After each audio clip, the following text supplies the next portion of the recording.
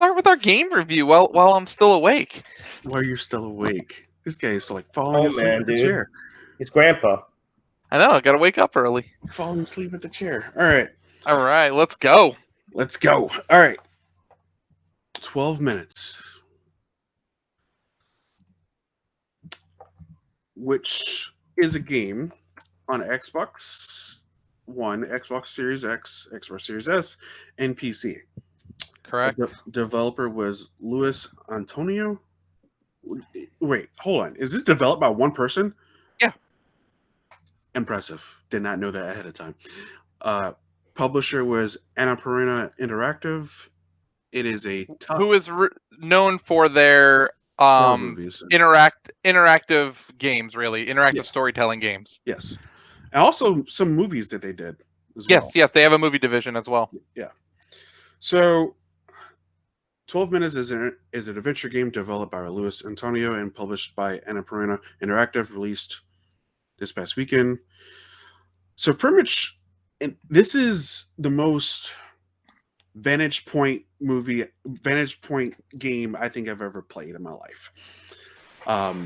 There are different endings, there are different situations, and there are different puzzle pieces to the game. I enjoyed my time with the game, but I got frustrated as all hell.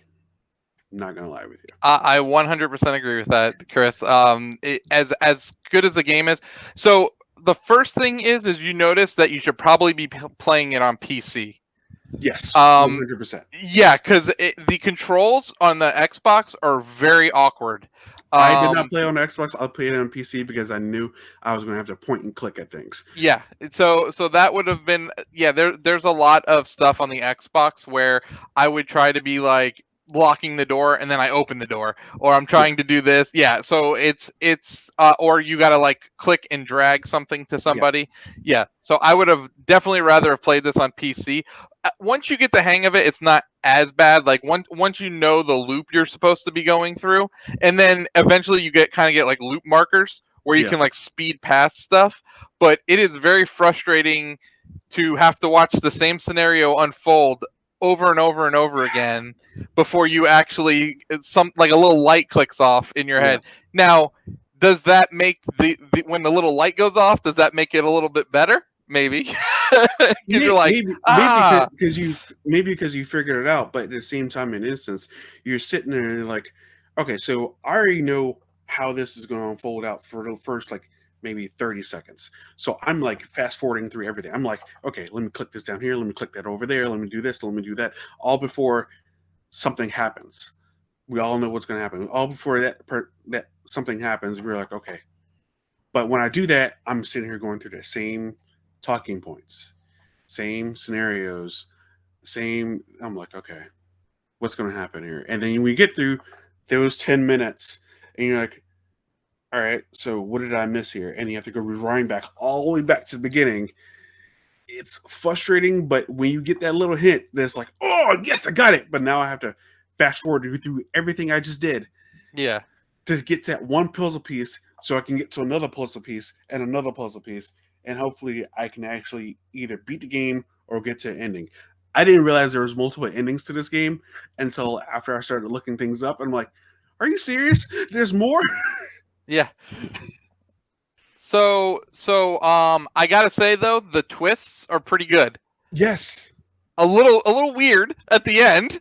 Yeah. But the twists are definitely good. So the first twist you learn is she actually did shoot her father, which is crazy.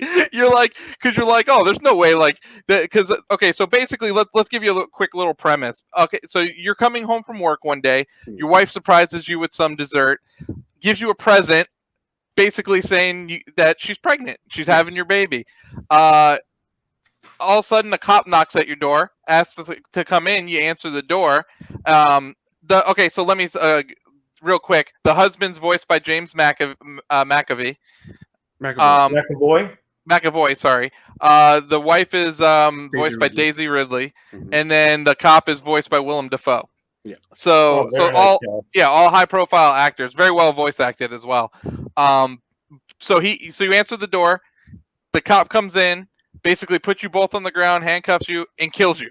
Like that's it. And then your loop starts. So you're like, okay, what just happened? So then it's like he's accusing your wife of killing her dad, and you're like, okay, like, well, like that's weird. Like, well, why? And then you find out she actually did. Yeah, Well, kind of. sort of, sort of in a way. But I don't want to spoil it for everyone. Like, but definitely if it's a game that you are interested into, I guess thrillers or puzzle games or anything like that, is definitely a game to definitely try. If you like the movie Memento, I would say that Yeah. the story is definitely up your alley for like the way it's Great presented. movie. Yeah. I would give it. I would say I would give the game probably a 7 or a 7.5. I agree with the 7 with, because if it wasn't for me personally, if it wasn't for the voice acting played by actual real actors, it would be like I don't know, it would have been kind of dull because seeing it I from this agree with you. seeing it from this top down view all the time, you're like, okay, all right, maybe. Yeah, the voice actors bring the game to life. Really, if they Yeah. didn't get good voice actors, the game wouldn't work. No, it wouldn't work at all.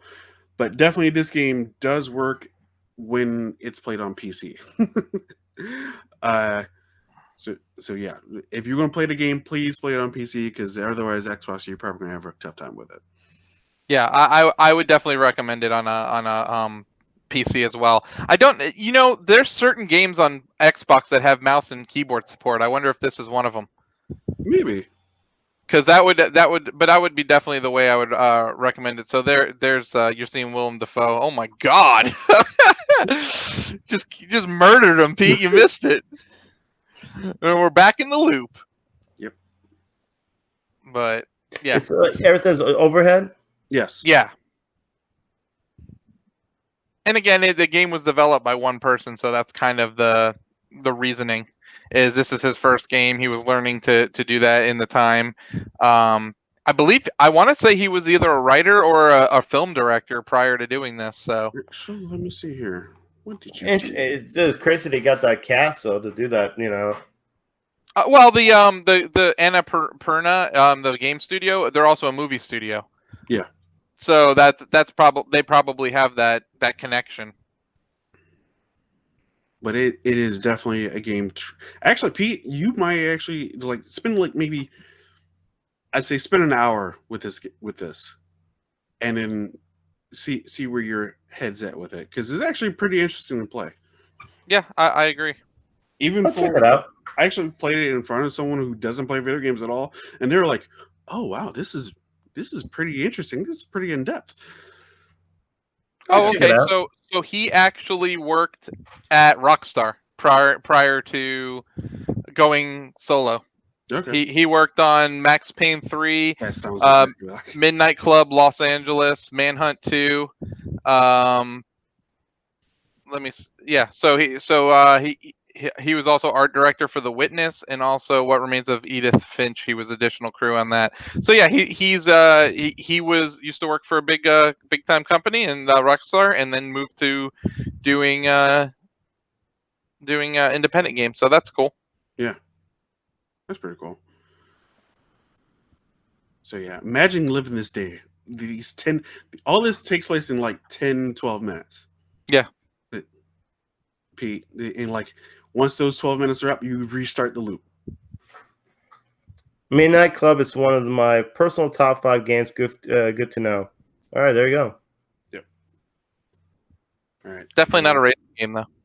Unfortunately, it's not a racing game at all. All right. What are we doing next?